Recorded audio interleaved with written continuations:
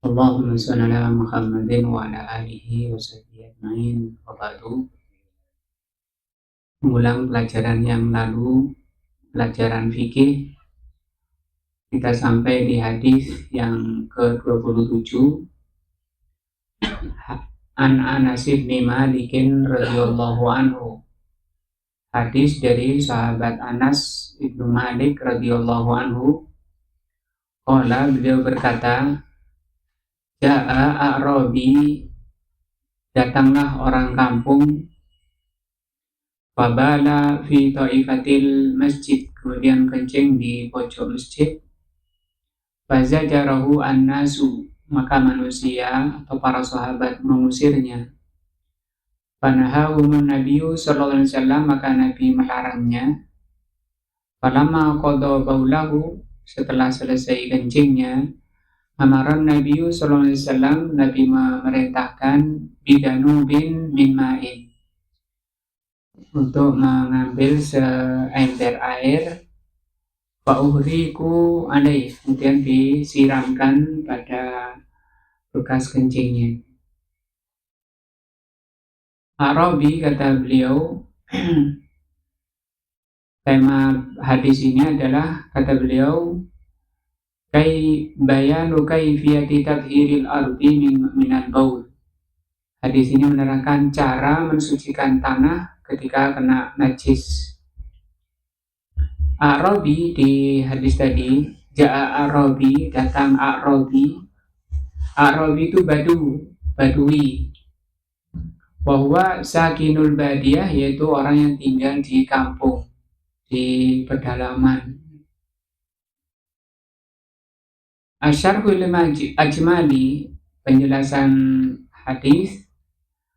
Kanal ghalibu, seringnya atau kebanyakannya, alal a'rabi, orang kampung itu al-jafa. Orang kampung itu sifatnya keras. Jafa itu keras. Wal jahlu, dan bodoh. Bihududillahi ta'ala, tidak mengerti hukum-hukum Allah, karena jauh dari ilmu, jarang taklim. Nah, sebenarnya tekanannya bukan pada kampung tidaknya, tapi ke ngaji tidaknya, taklim tidaknya. Walaupun tinggal di kota, kalau nggak taklim, ya jafa. Cuma ini kan bahas seringnya atau kebanyakannya. Artinya di kota itu masih mending, masih ada lah taklim. Lebih mudah di kota untuk taklim. Sehingga kalau ada orang kampung ke kota untuk taklim, kalau kemudian kembali ke kampung, itu termasuk dosa besar. Diterangkan oleh ada hadis dari Abu Hurairah radhiyallahu anhu, termasuk 7 dosa besar orang kembali ke kampung setelah di kota dia taklim. Jadi kalau rumahnya di kampung, habis taklim di kota pulang lagi, ya bukan itu yang dimaksud. Adapun di hadis ini, kebanyakannya orang kampung itu al-jafa. Jafa itu keras. Juga diterangkan oleh Rasulullah SAW dalam hadis yang sahih dari Abdullah bin Abbas radhiyallahu anhuma, kata Rasulullah SAW, man sakanal badiyata jafa. Jadi jafa apa? Keras, omongannya keras, tingkahnya keras, mungkin kulitnya juga keras, tingkahnya juga keras. Nutup itu gak bisa pelan, beruak, naruh benda dilempar. Nah, man sakanal badiyah, kata Rasul, barang siapa tinggal di kampung, jafa. Wa man ittaba'a as-sayda ghafala, orang yang mengejar buruan itu lalai. Dan ini celaan, orang mengejar buruan itu lalai, melalaikan urusan agamanya. Wa man ittaba'a as-sultana uftutina, orang yang mengikuti penguasa dia akan terfitnah. 3 hal yang dicela oleh Rasulullah di hadis ini. Hadis ini menerangkan celaan, bukan pujian, dan peringatan, bahkan bimbingan dari Rasul Sallallahu Alaihi Wasallam. Laqad dalla Nabiyyu Sallallahu Alaihi Wasallam ummatahu. Di hadis tadi Rasulullah memberi petunjuk kepada umatnya. Wa arsyadaha, dan memberikan bimbingan likulli khairin, pada kebaikan. Faman ittaba amran Nabi sallallahu alaihi wasallam wajtanaba nahyahu aflaha. Barang siapa mengikuti perintah Nabi, mengikuti bimbingan beliau, menjauhi larangannya, aflaha, dia akan beruntung, wafaza, dan akan berbahagia, warabaha, dan dia akan mendapat keberuntungan, kesuksesan di dunia wal akhirah, di dunia dan akhirat. Wafi hadzal hadis, diantaranya di hadis ini pendek. Yaqulun Nabiyyu alaihi salatu wassalam, Rasulullah bersabda, man sakanal badiyah jafa. Badiyah di sini kata beliau as-sokhra. Sokhra itu Sahara, tidak ada tanaman.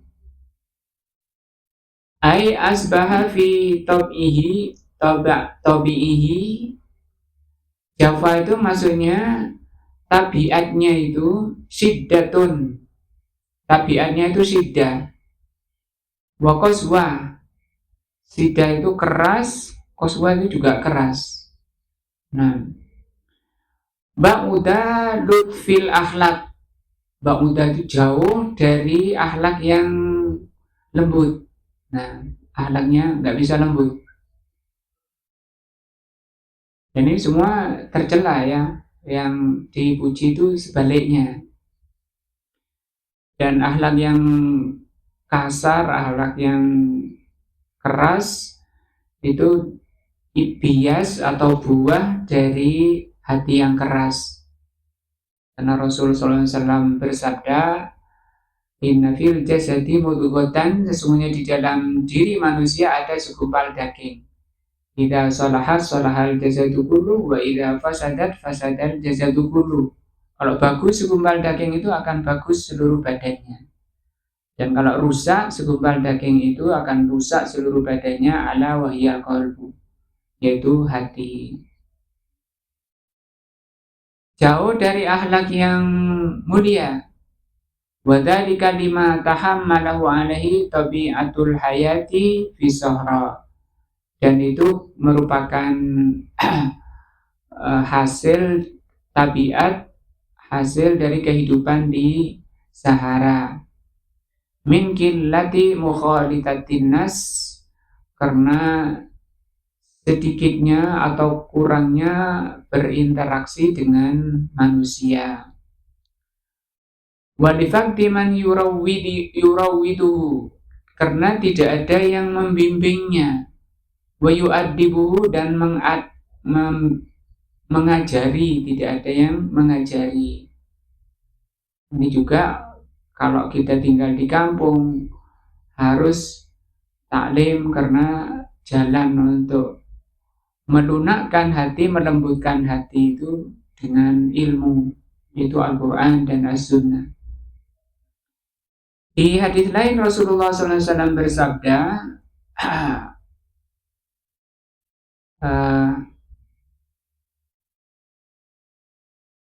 di hadis lain Rasulullah SAW bersabda,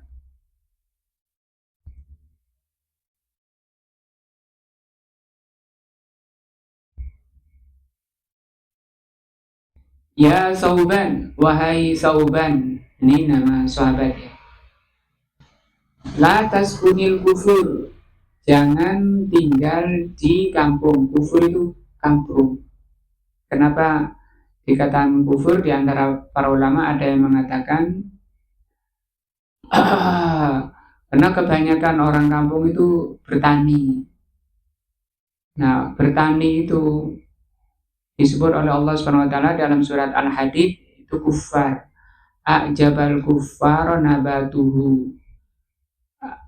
Kalau diterjemah, tanamannya orang kufar ketika sudah mulai berbuah bagus, ajaba itu artinya mengagumkan, al-kuffar nabatuhu tanamannya. Kufar di situ maksudnya adalah petani, bukan orang kafir. Padahal orang kafir kalau bentuk jamak ya kufar bahasa Arabnya. Cuma di ayat itu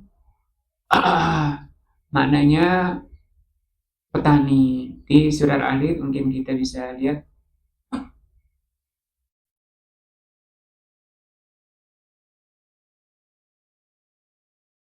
ayat 26.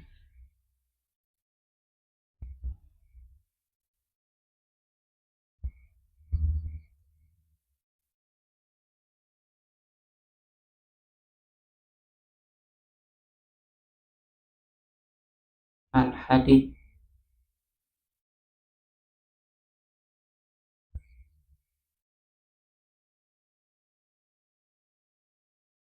Allah Subhanahu wa taala berfirman,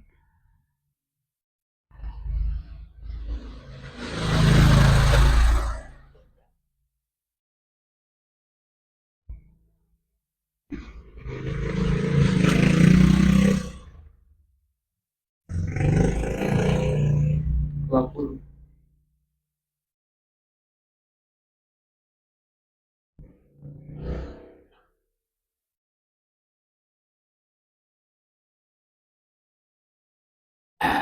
Lamu ketahuilah annamal hayatud dunya la'ibun. Ketahuilah sesungguhnya kehidupan dunia itu hanyalah main-main. Laibun itu main-main dengan badannya. Nah, beli ini, beli itu. Nah, koleksi ini, koleksi itu laibun. Semua yang nggak ada manfaat di akhiratnya. Itu laibun. Lahwun itu melalaikan akhiratnya. Ini kan peringatan dari Allah tentang dunia itu ke sana. Wazinatun dan perhiasan, watafahurun berbangga-bangga. Tafahur itu membanggakan diri, merendahkan yang lain.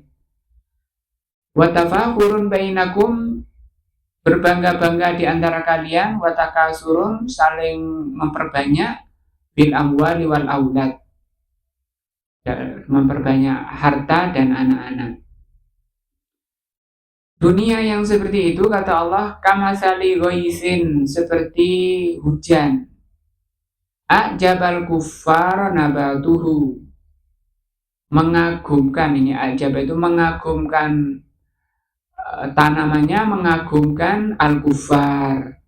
Kufar di sini bukan orang kafir, tapi petani. Kita lihat artinya.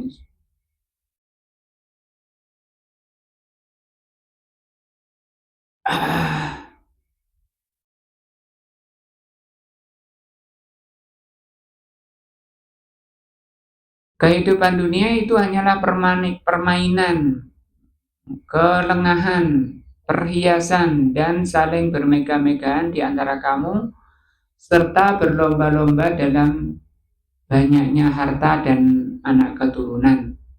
Perumpamaannya adalah seperti hujan yang tanamannya mengagumkan para petani. Para petani di ayat ini adalah al-kuffar. Hanya oleh Rasul SAW tadi dilarang tinggal di kampung. Kenapa petani itu dikatakan kufar? Dari kata kufur itu artinya menolak. Orang yang menolak ajaran Allah itu orang kafir. Atau menutup diri. Yang menutup diri tidak menerima ajaran Allah itu kafir namanya. Sama dengan orang melobangi tanah kemudian menaruh biji di lubang itu kemudian ditutup lubangnya itu. Petani jagung atau apa, nutupnya itu namanya kufar, nutup lubangnya tadi. Nah, jadi kufarnya nutup. Kenapa orang kampung dikatakan kufur? Jangan tinggal di kufur. Fa inna sakinal kufur, karena orang yang tinggal di kampung kasakinil kubur, seperti penghuni kubur, hatinya mati. Nah, begitu kalau lama nggak taklim itu, tapi kok nggak merasa butuh ya? Ya namanya mati itu nggak merasa. Kalau masih merasa butuh, gelisah hatinya itu masih ada, masih sehat, masih hidup, walaupun mungkin tidak sehat tapi masih hidup. Nah,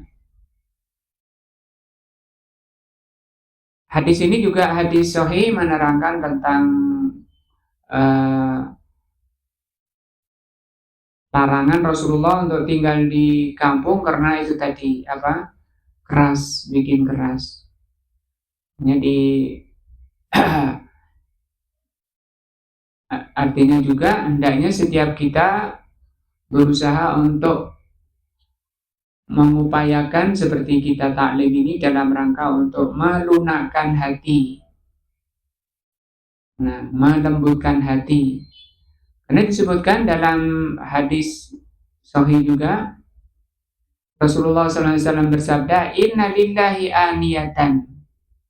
Sesungguhnya Allah itu mempunyai bejana min ahlil ardi, di penduduk bumi ini. Wa aniyatu rabbikum, dan bejana Rabb kalian qulubu ibadihi shalihin. Bejananya Allah di muka bumi ini adalah hatinya hamba-hamba yang saleh. Wa ahabbuha, hati yang paling dicintai Allah. Nah, wa ahabbuha ilaihi alyanuha wa arakuha, yang paling lembut, paling lunak dan paling lembut. Lawan dari apa berarti? Kasar tadi, lawan dari keras. Nah, keras itu belum tentu mati. Kalau mati itu sudah parah, tapi masih bisa dihidupkan oleh Allah SWT, ya sama dengan Al-Quran. Sehingga Allah katakan dalam surat Al-An'am ayat 122, Allah berfirman, awaman kana maitan, apakah orang yang telah mati kemudian kami hidupkan. Surat apa tadi? Al-An'am 122.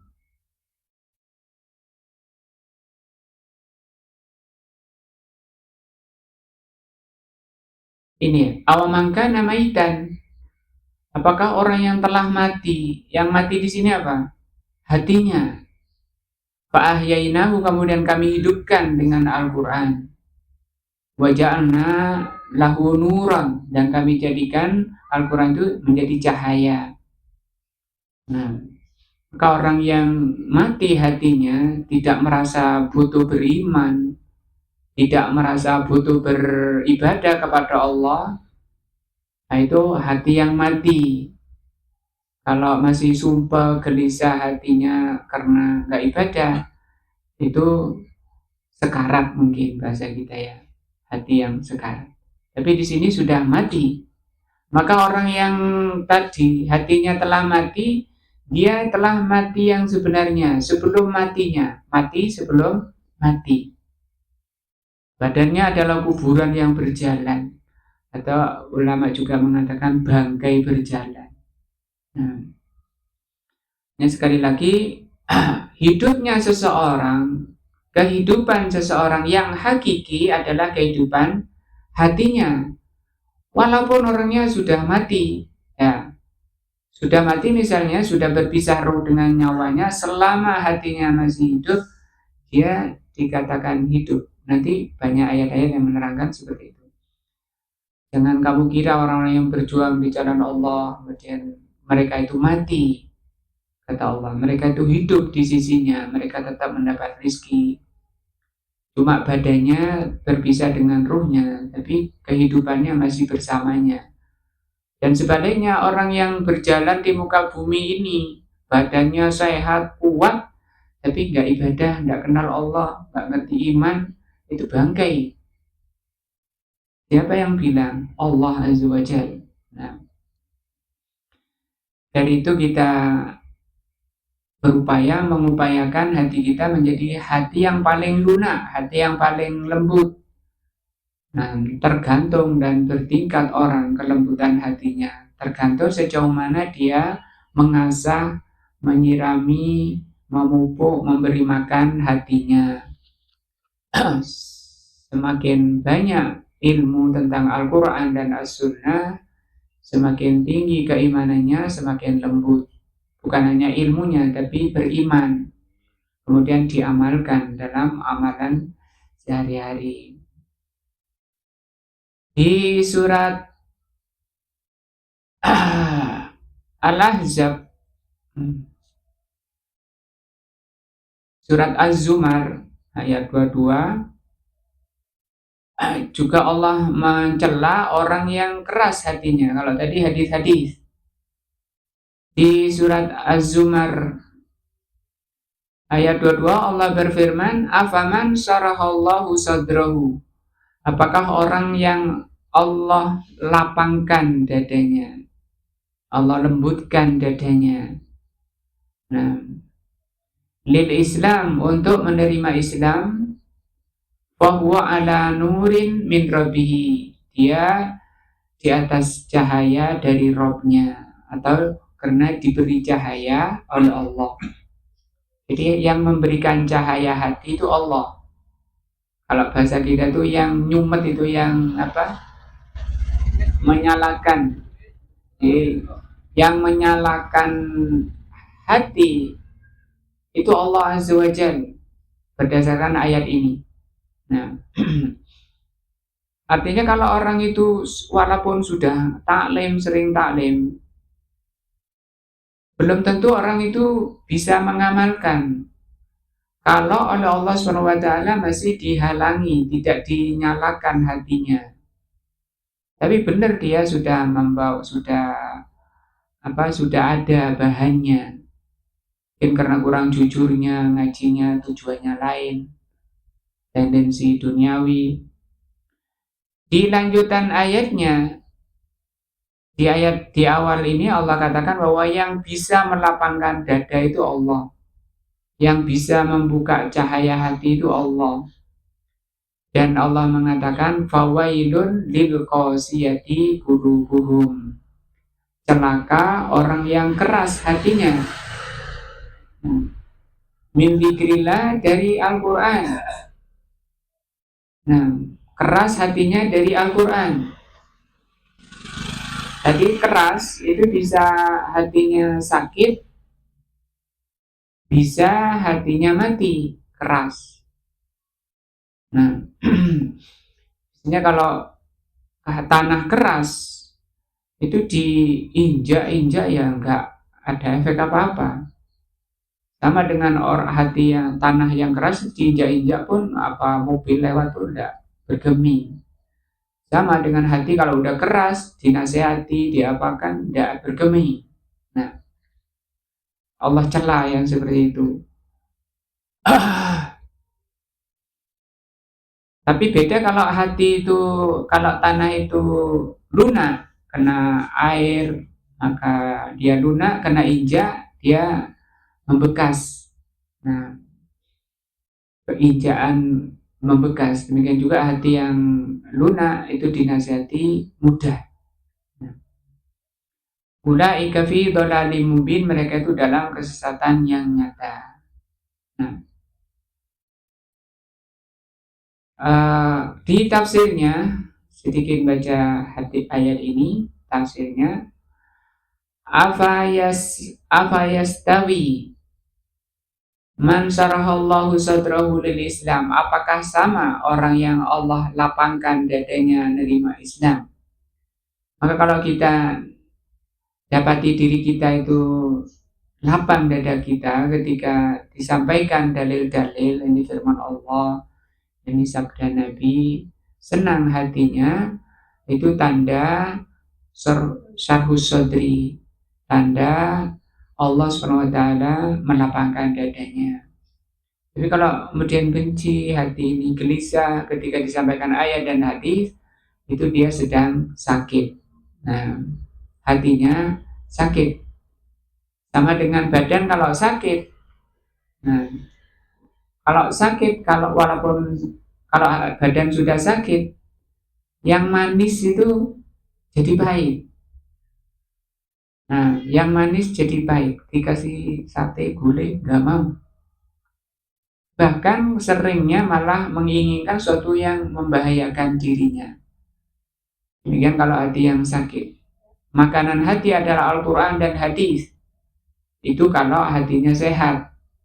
Kalau hati yang sehat, dia kepingin makan yang bagus, yang nutrisinya bagus, gizinya tinggi. Apa itu? Al-Quran. Itu makanan hati. Kata Utsman ibn Affan, jika taharatil qulub, kalau hati itu bagus, bersih, gak ada noda-nodanya, masyabi'a minal Quran. Dia tidak akan merasa kenyang dengan Al-Quran. Wattasa'an litalqa ahkamillah. Apakah sama orang yang oleh Allah dilapangkan dadanya sehingga dia mudah menerima hukum-hukum Allah, wal amalu biha, dan mudah mengamalkan hukum Allah. Kita syukuri kalau kita dapati diri kita gampang, sholat jamaah gampang, taklim gampang. Nah, karena taklim ini makanan hati, nah, untuk menyirami hati. Bahkan Al-Imam An-Nawawi rahimahullah sehari itu bisa 15 kali taklim. Kita seminggu sekali, ya. Imam An-Nawawi seperti itu. Bahkan kata Imam Ahmad, sebenarnya jiwa itu, hati itu butuhnya pada ilmu jauh lebih butuh daripada badan dengan makanan. Karena kalau makanan mungkin butuh 2 atau 3 kali. Tapi kalau hati butuh ilmu setiap nafas. Nah, setiap nafas kita ada tanggung jawabnya. Munsyarihan ini artinya lapang dadanya. Qarinul ain itu mata, qarin itu sejuk matanya. Maksudnya juga matanya sejuk, mungkin ini kiasan dari hati yang sejuk. Nah, ala basiratin min amrihi, karena mendapatkan ilmu dari Allah Azza wa Jalla. Sekali lagi, kalau orang kemudian enggan dengan ayat hadis, itu tanda hati yang keras, tanda hati yang sakit. Nah,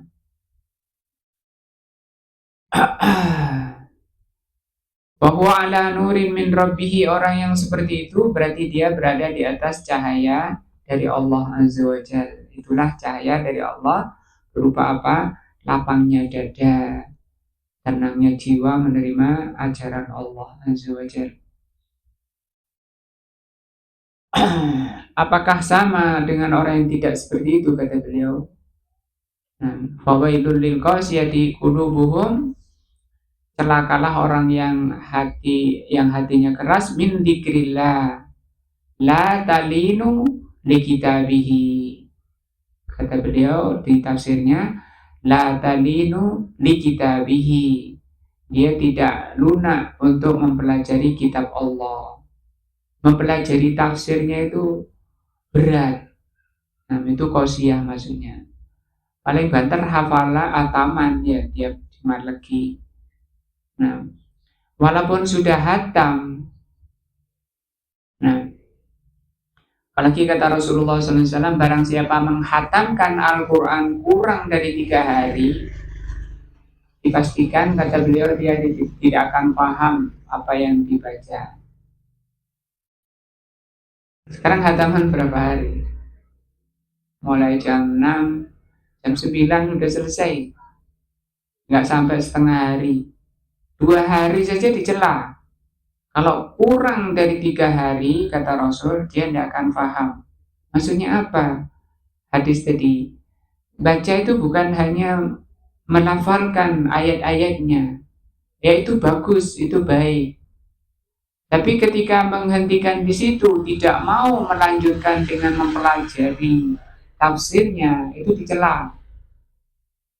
Dicela orang yang baca Al-Quran tapi tidak kemudian berhenti dibaca saja, tidak mau mentadaburi. Allah berfirman, afala yatadabbaruna al-Qur'an am ala qulubin aqfaluha. Apakah manusia ini tidak mau mempelajari, memahami Al-Qur'an? Karena memang hati mereka telah tertutup, kata Allah SWT. Aqfal itu artinya tertutup. Ya, orang yang tidak lunak hatinya dari mempelajari tafsirnya, itu maksud daripada qasiyah, hati yang keras. Nah, jadi pelajaran kita malam ini, ketika hati jauh dari Al-Quran, itu hatinya mengeras, dan itu dicela oleh Allah, oleh Rasulnya. Wala tatadzakkaru ayatihi, dan tidak mengingat-ingat ayatnya. Bagaimana ingat-ingat, bagaimana memahami, membacanya aja dia tidak tahu apa yang dibaca itu apa artinya, terjemahnya tidak tahu. Nah, bahkan dengarannya hanya kayak tawon gerung-gerung. Wala tatmainu bidzikrihi, dan tidak akan menenangkan, Al-Quran itu tidak akan bisa menenangkan hatinya kalau tidak difahami maknanya. Artinya kapan Al-Quran itu bisa melembutkan hati? Dengan maknanya. Bal hiya muridotun an rabbiha, bahkan dia masih menentang, padahal dia sudah baca Al-Quran, sudah tiap bulan hatam, tiap Jumat lagi hatam, tapi tetap aja membangkang. Nah, karena memang nggak sampai, nggak melewati kerongkongannya. Kata Rasulullah SAW, saya khruju min di'i hada qaumun yaqra'una al-Quran la yujawizu hanajirahum. Akan muncul suatu kaum yang mereka pandai baca Quran tapi tidak melampaui kerongkongannya. Multafitatun ila ghairihi, dia berpaling, amalannya berpaling dari Al-Quran. Fahaula'i lahumul wailus syadid wasyarrul kabir. Maka diancam oleh Allah, mereka ini adalah orang yang mendapat ancaman yang keras. Siapa itu? Orang yang hatinya keras dari Al-Quran. Nah, kita alhamdulillah di sini sudah ada jadwal pelajaran tafsir. Nah, di ayat 23 perlu saya sampaikan di sini karena masih berkaitan, dan ini sangat penting dengan bagaimana nasib kita nanti di hadapan Allah. Bahwa keadaan manusia ini tergantung kondisi hatinya. Kecintaan Allah itu, yang dilihat oleh Allah itu hatinya, bukan badannya. Rasulullah bersabda, innallaha la yanzuru ila ajsamikum wala ila suwarikum. Sesungguhnya Allah itu tidak melihat badan-badan kalian dan wajah-wajah kalian. Walakinnallaha yanzuru ila qulubikum wa a'malikum. Tapi yang dilihat oleh Allah apa? Hati kalian dan amalan kalian. Nah, yang terbaik apa kata Rasul tadi? Yang paling lembut. Nah, yang paling lembut. Di ayat 23 Allah SWT berfirman, Allahu nazzala ahsanal hadithi. Allah SWT yang telah menurunkan sebaik-baik pembicaraan.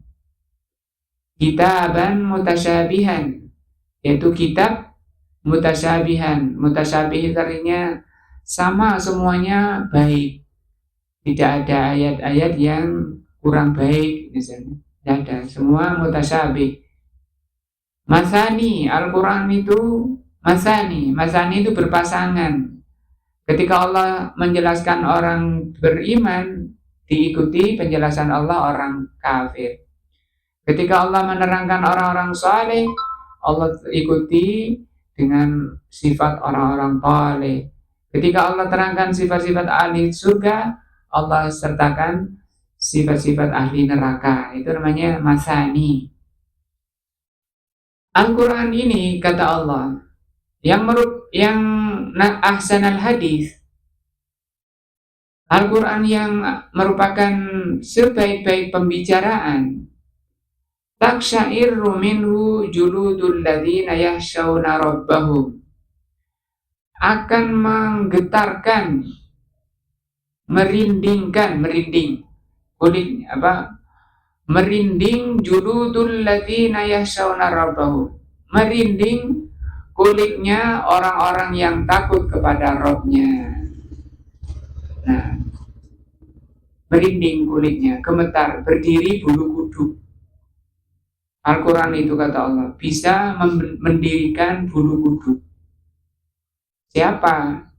Orang-orang yang takut kepada Rabb-nya. Dari mana munculnya rasa takut? Juga dari Al-Quran. Nah, dia baca seharian, tidak berdiri-berdiri bulu kuduknya. Nah, kenapa? Nggak muncul rasa takutnya. Kenapa? Nggak paham apa yang dibaca. Nah, Tumma talinu, kemudian Al-Quran itu kata Allah talinu, juluduhum, melunakkan. Ya, ini ayatnya. Tadi hadis-hadis, ini ayatnya. Summa, kemudian Al-Quran itu talinu juluduhum, melembutkan atau melunakkan kulit-kulit mereka, wa qulubuhum, dan hati mereka, ila dzikrillah, kepada Al-Quran, kepada zikrullah. Nah, zikrullah itu dua, Al-Quran dan zikir kepada Allah. Nah, zikir, selalu zikir kepada Allah. Zikir itu ada tiga, dengan hati, dengan lisan, dan anggota badan. Nah, lawan dari zikrullah apa? Lalai. Nah, dzalika hudallahi yahdi bihi man yasha. Al-Quran ini merupakan petunjuk Allah, yang Allah akan memberi petunjuk dengan Al-Quran itu siapa yang Allah kehendaki. Dengan cara tadi ya, di ayat sebelumnya oleh Allah dibuka dadanya untuk mau mempelajari kitab Allah, sehingga dengan mengerti maknanya akan menerangi hatinya, akan menyirami hatinya, akan memberi makan hatinya. Wa man yudlilillahu fama lahu min had. Barang siapa yang disesatkan oleh Allah, maka tidak ada baginya yang bisa beri petunjuk. Siapa yang sesat, yang berpaling dari Al-Quran. Nah,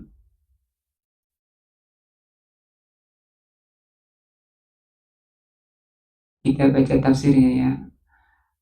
Allah SWT menerangkan bahwa Al-Quran itu ahsanal hadis alal itlaq, secara mutlak. Maka ahsanul hadis, sebaik-baik perkataan, adalah kalamullah. Wa ahsanul kutub, bahkan sebaik-baik kitab yang pernah Allah turunkan, itu adalah Al-Quran. Al-Quran kitab terbaik dibawa oleh Rasul terbaik, maka akan menghasilkan umat terbaik. Sehingga Rasul bersabda, nahnul akhirunal awwalun. Kita ini datang terakhir, tapi kita ini menjadi terdepan nanti di hari kiamat. Wa idza kana haula'il huwal ahsan, kalau Al-Quran itu terbaik,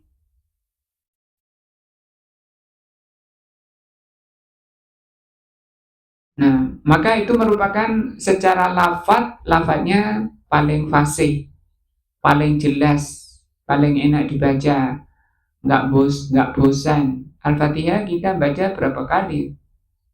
Subhanallah, subhanallah, nggak bosan. Nah, wa anna ma'anihi ajallul ma'ani, demikian juga maknanya. Makna Al-Quran itu makna paling tinggi. Li'annahu ahsanal hadis, maka sebaik-baik perkataan, baik secara lafaz maupun makna, itu Al-Quran. Mutasyabihan fil husni, sama kebaikannya. Nah, wal iktilaf artinya satu dengan lainnya itu terangkai gitu. Tidak ada yang bertentangan. Wa adamul khilaf, Tidak ada yang bertentangan dari segala sisi. Nah,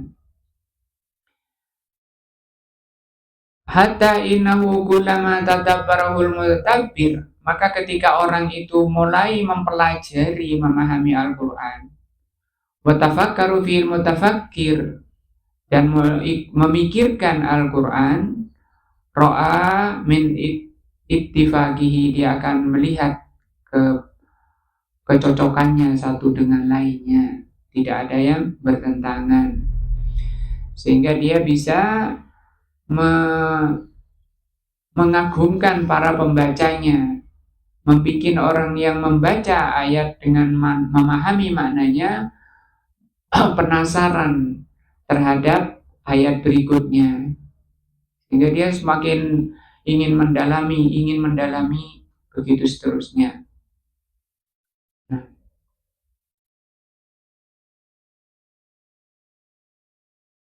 untuk masa ini tadi sudah.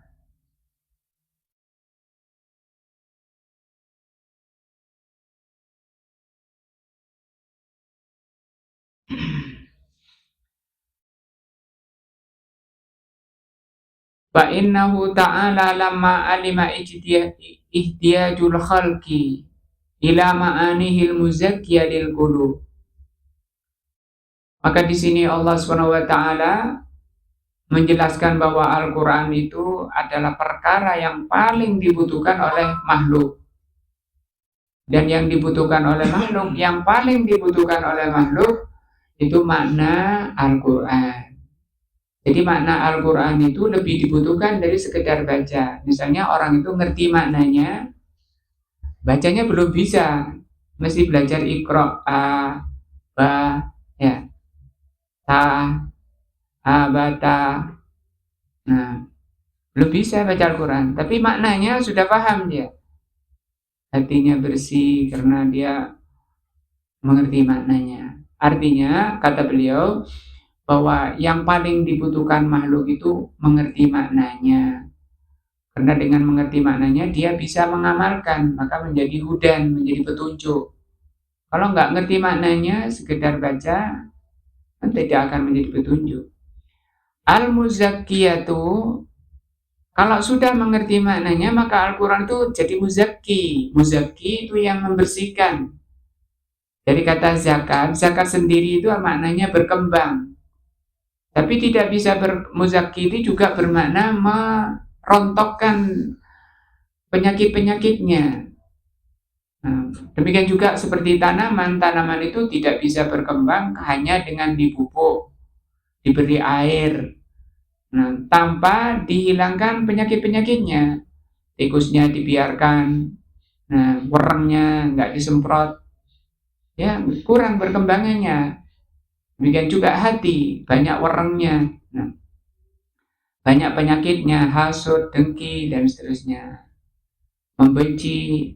Nah, itu termasuk penyakit-penyakit hati. Al-mukammilatu lil ahlak, setelah mengerti Al-Quran, maka Al-Quran itu menjadi mukammilah, penyempurna lil ahlak, penyempurna akhlak. Akhlak yang sempurna adalah akhlak yang berasal dari Al-Quran. Kita ingat hadis Aisyah radhiyallahu anha pernah ditanya, bagaimana akhlak Rasul? Dia mengatakan, khuluquhu Al-Quran. Akhlak beliau adalah Al-Quran. Artinya apa? Kalau kita ingin memiliki akhlakul karimah seperti akhlaknya Rasulullah, tidak ada jalan lain kecuali dengan mempelajari, memahami Al-Quran dan mengamalkannya. Sayangnya muslimin malah lebih bangga mencukupkan dengan hatamannya, dengan bacanya. Butuh satu langkah lagi, ya. Apa itu? Memahami. Dibiasakan memahami, cari tempat taklim yang mempelajari tafsir. Wa anna tilkal ma'ani lil qulub, bahwa mana-mana Al-Quran, makna-mana Al-Quran terhadap hati, bimanzilatil ma' disakil asjar. Makna-mana Al-Quran itu terhadap hati seperti air terhadap tanaman. Nah, jadi airnya tanaman yang menyuburkan tanaman itu air, yang menyuburkan hati apa? Makna Al-Quran. Bukan hanya dibaca.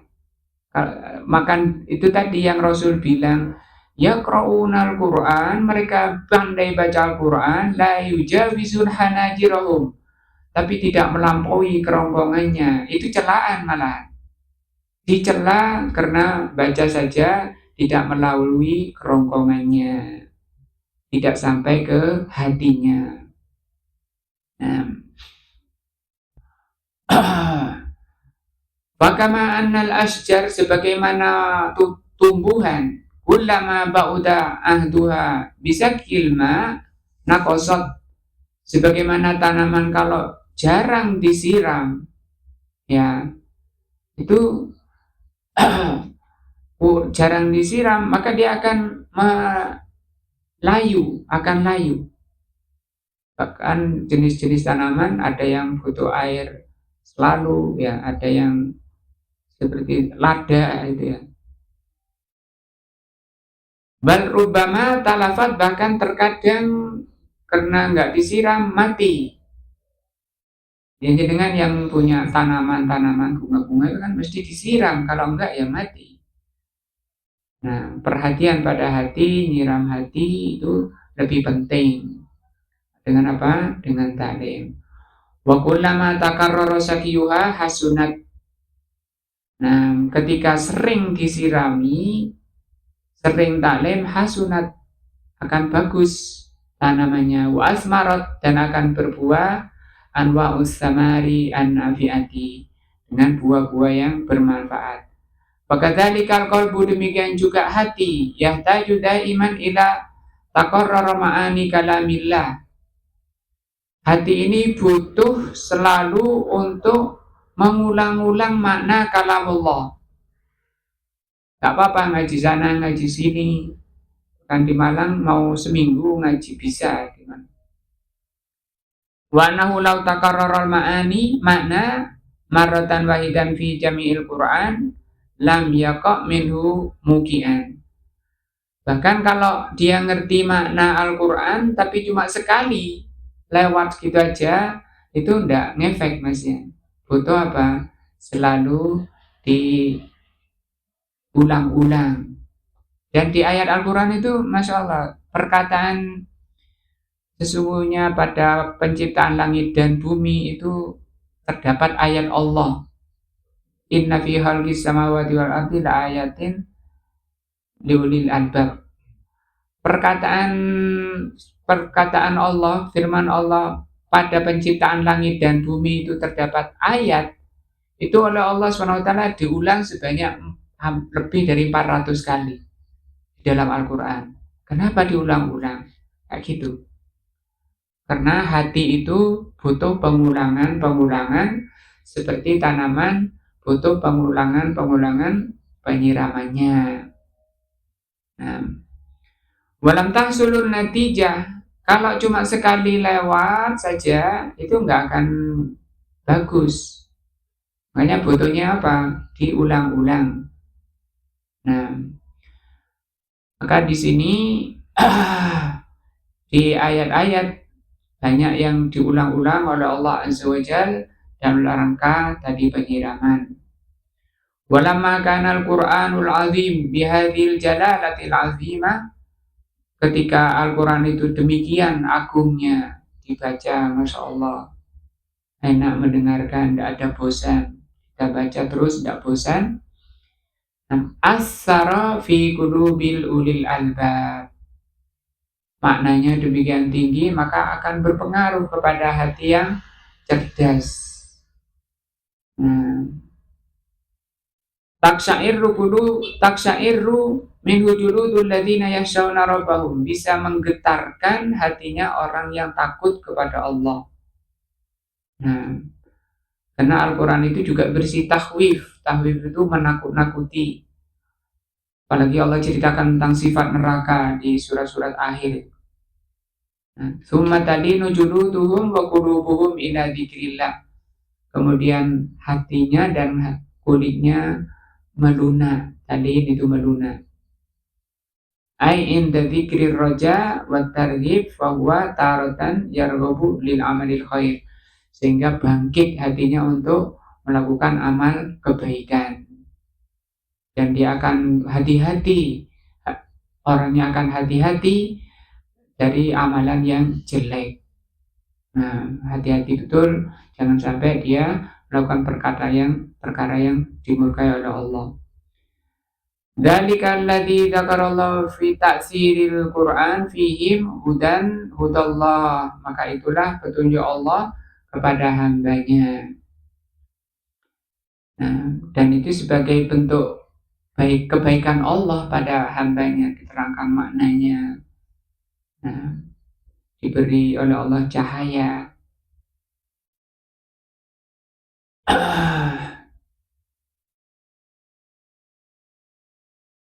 Yahdi mayyasha, Allah akan menjadikan Al-Quran itu sebagai petunjuk bagi siapa yang Allah kehendaki, yaitu kata beliau mimman hasuna qasduhu, orang yang bagus tujuannya ketika hadir di majelis ilmu itu, bagus tujuannya, tidak ada tendensi duniawi sama sekali. Nah, kama qala ta'ala, sebagaimana firman Allah, yahdi bihillahu man ittaba'a ridwanahu subulas salam. Allah akan memberi petunjuk orang yang mengikuti keridhaan Allah. Wa man yudlilillahu fama lahu min had. Barang siapa yang disesatkan oleh Allah, tidak ada yang bisa memberi petunjuk. Li'annahu la tariqa yusilu ilaihi. Nah, karena tidak ada jalan untuk mendapatkan petunjuk.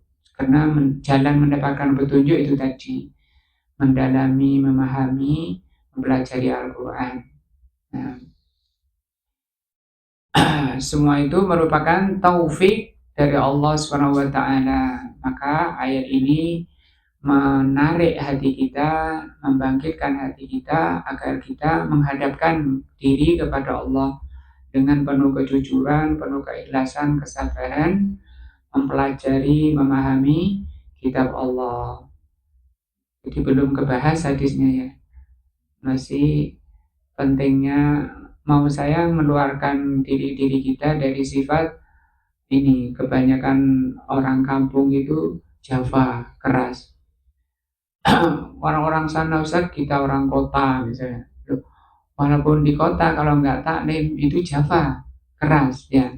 Makanya disebut iki wong kota tapi sifatnya kampungan ya. Kampungan itu ini Jawa, kan juga tercela sifat kampungan. Itu bisa hilang dengan apa? Ilmu.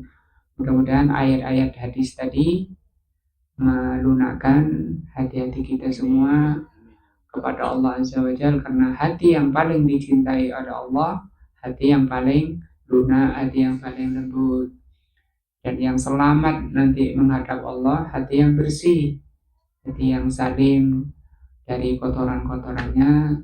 Semoga Allah menjadikan ilmu yang bermanfaat, menjadikan taufik dan hidayahnya kepada kita semua untuk bisa mengamalkan apa yang telah Allah ajarkan pada kita semuanya. Subhanakallah wa bihamdika asyhadu an la ilaha illa anta astaghfiruka wa atubu ilaika. Assalamualaikum warahmatullahi wabarakatuh.